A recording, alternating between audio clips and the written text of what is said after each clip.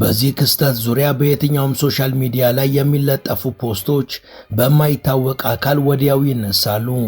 በቲክቶክም ሆነ በፌስቡክ፣ ኢትዮጵያም ሆነ ባንግላዴሽ፣ ዴትሮይትም ሆነ ኳላላምፑር ብቻ ስለዛ ክስተት ፖስት ከተደረገ ወዲያው ይነሳል። ይህ ደግሞ የጉዳዩን እንግዳነት የባሰ አነጋጋሪና አጠያያቂ አድርጎታል።